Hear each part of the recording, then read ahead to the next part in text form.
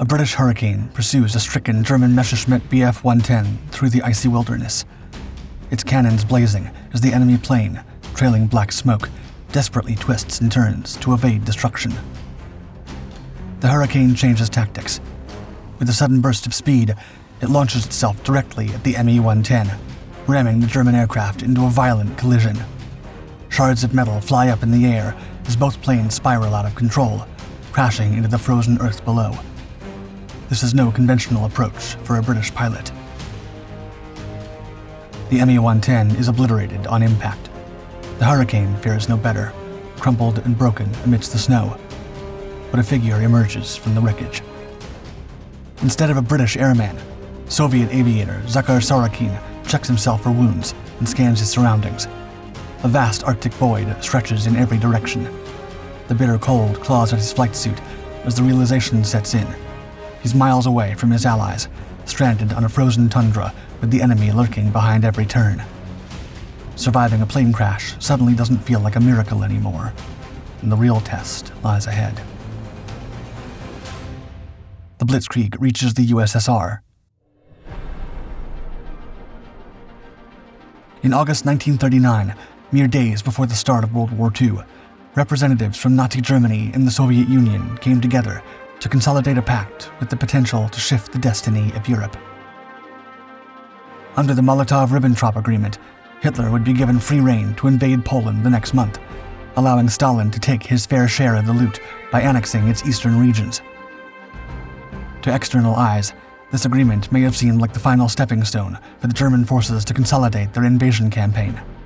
But beneath the banner of cooperation, mutual distrust began setting roots. By 1940, Hitler's vision of a Nazi Europe made the Soviet Union's fall inevitable in his plans.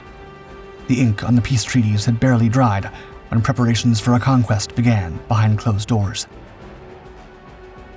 In the summer of 1941, treachery erupted from the shadows as Germany unleashed a campaign to claim the mightiest prey it had ever pursued. Operation Barbarossa, the most extensive military invasion in history, saw over 3.8 million German soldiers, supported by approximately 3,300 tanks and 2,700 aircraft, stretched across an 1,800-mile front, a distance as vast as the span between New York City and El Paso, Texas. From the icy Arctic to the shores of the Black Sea, the Nazi war machine fired a bullet straight at the Soviet heartland.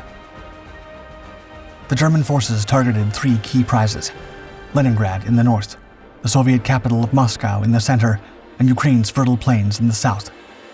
Blitzkrieg tactics tore through Soviet defenses with an unstoppable force. The skies darkened with swarms of Luftwaffe bombers, raining bombs on towns and airfields.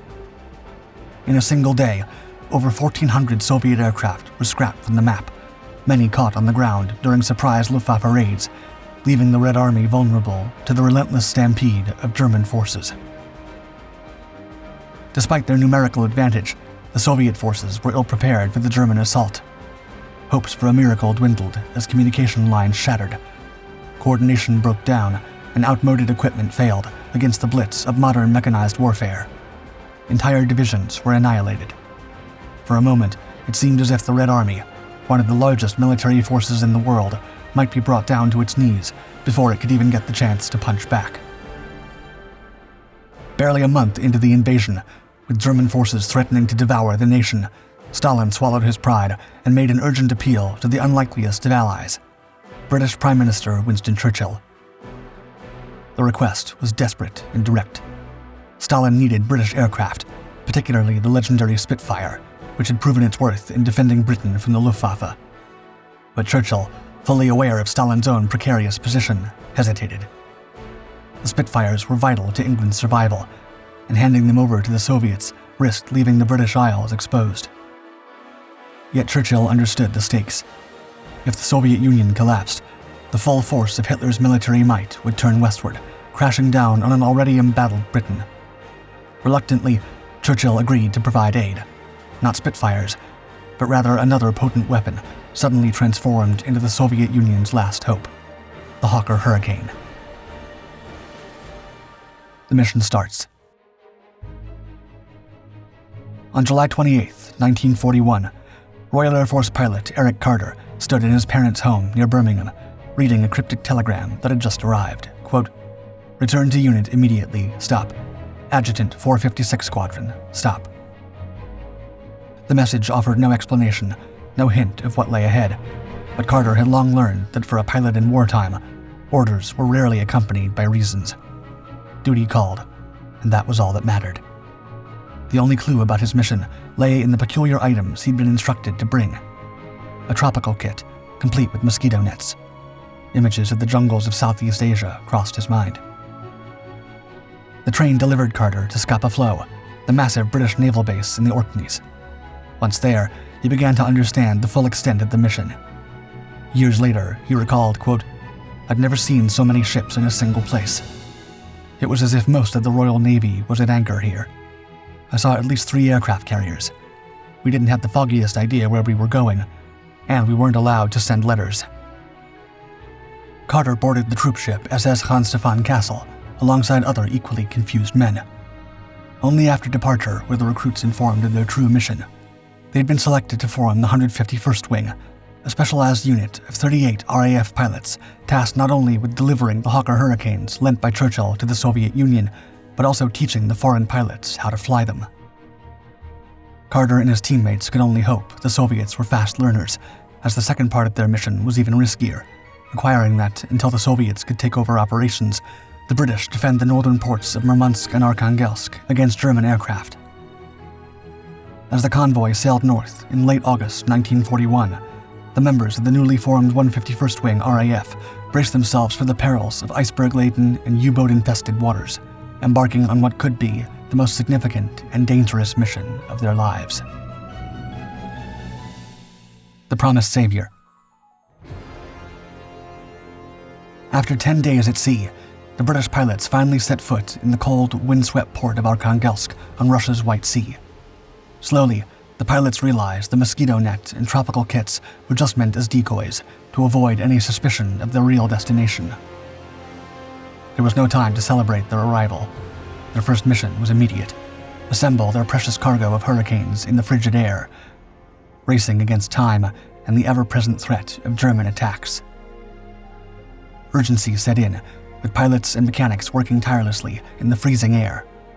Wings were reattached, landing gear meticulously bolted into place, and control surfaces calibrated with precision.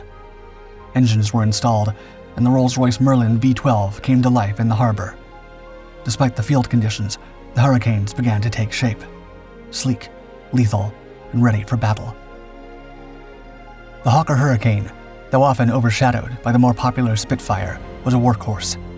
With a maximum speed of 340 miles per hour, a range of 600 miles, and a service ceiling of 36,000 feet, the Hurricane was well suited for the skies above the Soviet battlefields. Its armament varied by model, from the early versions bristling with 8 303 Browning machine guns to later configurations sporting 4 20mm Hispano Mark II cannons. Bomb racks and rockets could be added for even more powerful ground attacks. But perhaps what made the Hurricane invaluable in this harsh theater was its robust construction. Its steel tube frame, covered with fabric in some areas, could absorb damage without compromising the aircraft's integrity. Repairs that would ground other planes could be performed quickly in the field, making the Hurricane a dependable ally in the unforgiving Soviet terrain. In just 9 days, 151st Wing assembled 24 Hurricanes. Then came the harrowing task of flying them along the desolate, icebound coastlines toward the aerodrome at Venga, just 10 miles from Murmansk. During the mission. Upon arriving at Venga, the British pilots of 151st Wing quickly realized that in their mission to aid the Soviet Union, German forces would not be their only adversary. The frozen wilderness of the Arctic Circle proved to be an equally formidable foe. The unyielding tundra and biting sub-zero temperatures turned even the simplest tasks into complex challenges. Snowstorms rolled in with ferocity, threatening visibility and wreaking havoc on aircraft takeoffs and landings. The airfield itself, little more than compacted sand and frozen ground, became an obstacle course of bumps and puddles. To make the runway serviceable, British crews had to devise makeshift solutions, flattening snow and sand into frozen pathways solid enough to support the Hurricanes in the deepening winter. Time was the most pressing enemy. The Germans were making progress by the day, and the British knew there was no room for delay. Training began in earnest by mid-October, with snowstorms intensifying and daylight hours waning.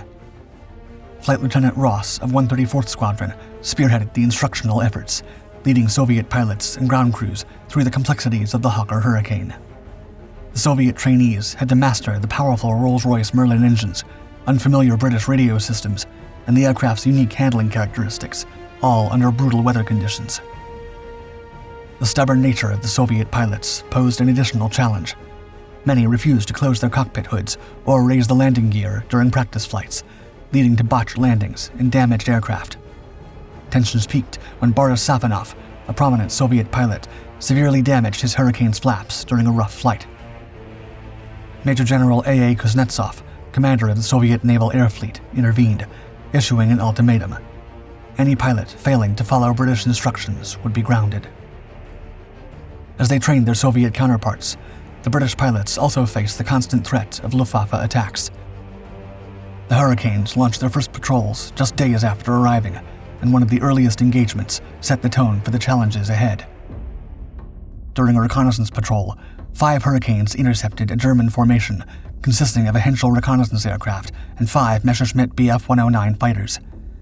Despite being short of critical gun parts, leaving the Hurricane equipped with only 6 of its usual 8 machine guns, the British pressed the attack. The Hurricanes tore through the German formation, forcing the Bf 109s to scatter. A relentless hail of gunfire ripped through the sky, sending 3 Messerschmitts spiraling down in flames. The Henschel, struck in the engine and trailing smoke, was marked as a probable victory. The next 5 weeks were a whirlwind of combat and training. The RAF flew 365 sorties, claiming 16 confirmed victories, 4 probables, and 7 enemy aircraft damaged.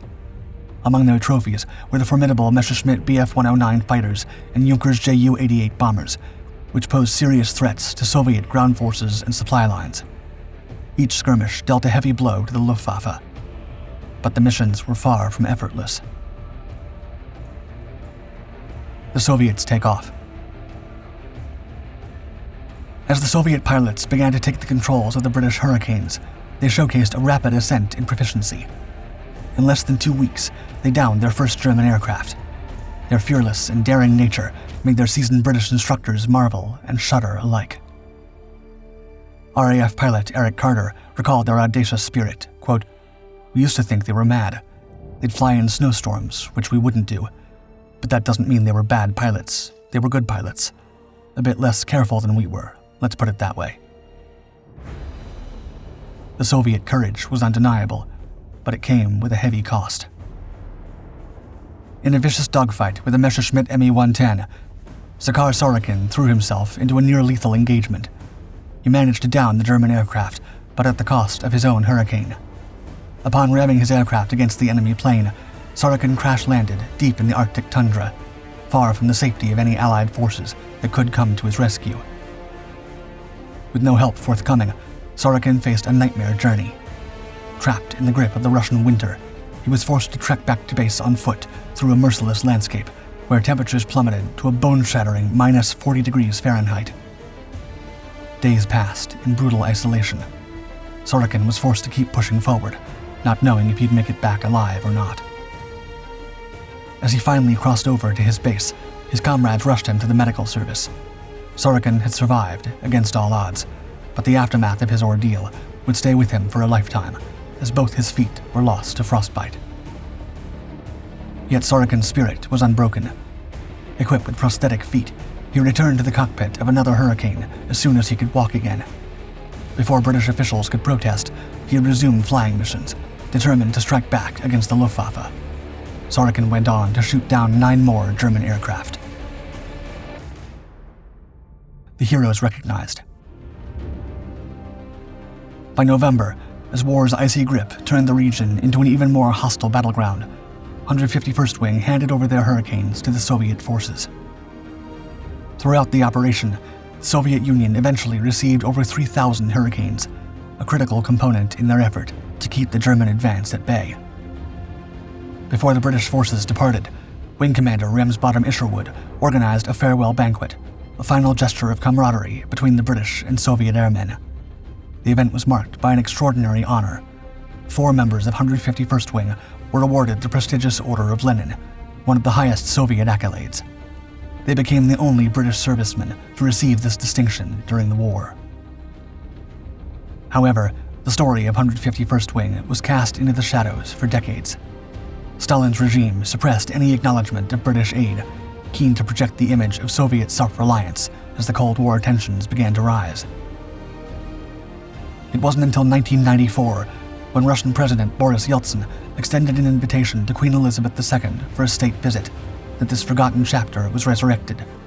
The Queen accepted under one condition: that Russia publicly acknowledge the British support provided during the war, bringing back into the spotlight one of World War II's most legendary and dangerous partnerships.